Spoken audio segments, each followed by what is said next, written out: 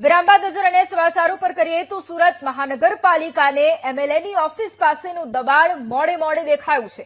વાડી ફળિયામાં ધારાસભ્ય અરવિંદ રાણાની ઓફિસ પાસે દિવાલનું ડિમોલેશન કરાયું।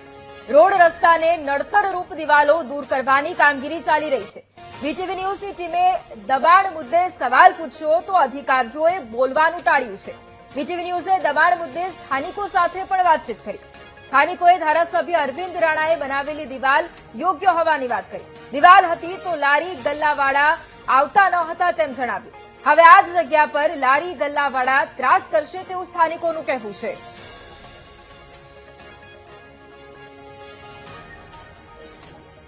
આ દિવાલ હતી એને ડિમોલેશન કરવામાં આવી છે। કોની હતી દિવાલ? એ તો હવે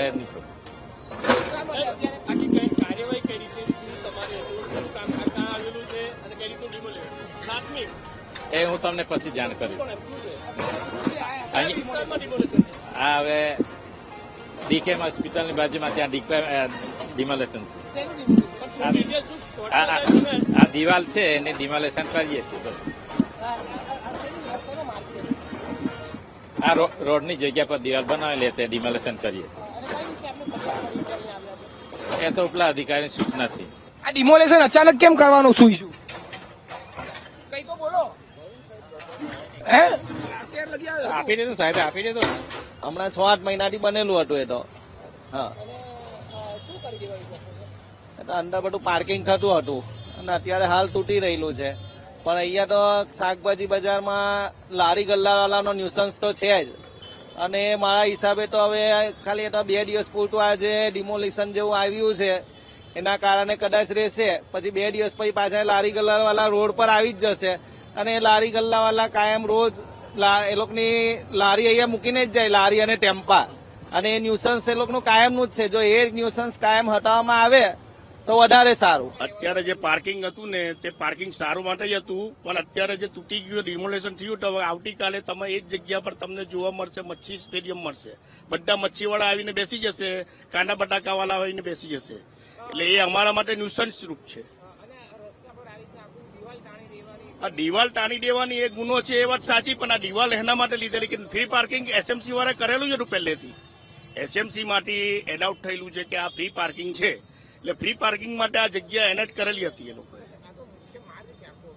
માર્ગ છે, માર્ગ તો અત્યારે કઈ એ પર રાહદારી છે જ નહીં। અત્યારે આ બાજુ કોઈ રાહદારી નથી આવતી કે કોઈ 4 વ્હીલ નથી આવતા કે કોઈ એ આવતો, પાર્કિંગ માટેની જ જગ્યા હતી। હવે કાલે તમે આ ડિમોલેશન કરીને આવતીકાલે તમે પાછા ઇન્ટરવ્યુ લેવા આવશો ત્યારે જોજો તો એ કેટલું એ હશે, લારી ગલ્લાવાળા ઉભેલા છે। આમાં શું છે, અરવિંદ રાણાએ ટોનલ કેમ કરેલું કે મચ્છીવાળા બહુ બેહી રહી, આ મોહમ્મદ અને બધા ફ્રૂટ વાળાઓ અહીં ને અહીં ઉભા રહી છે।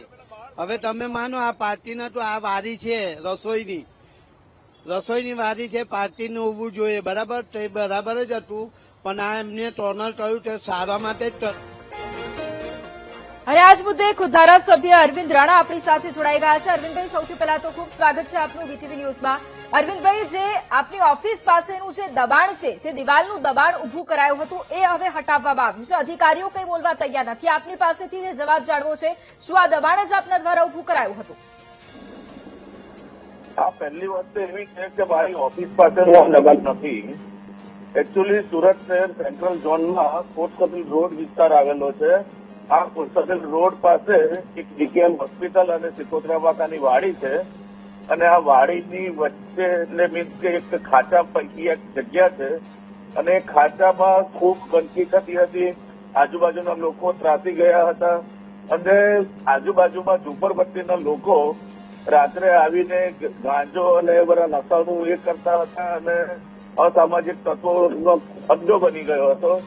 વારંવાર લોકોની રજૂઆત થતી હતી, ચૂંટાયેલા પ્રતિનિધિ તરીકે મારી પાસે પણ આવતી હતી, કોર્પોરેશન પોલીસમાં આપણે વારંવાર રજૂઆત કરતા હતા, પરંતુ આનો કોઈ કાયમી નિકાલ નહીં હતો।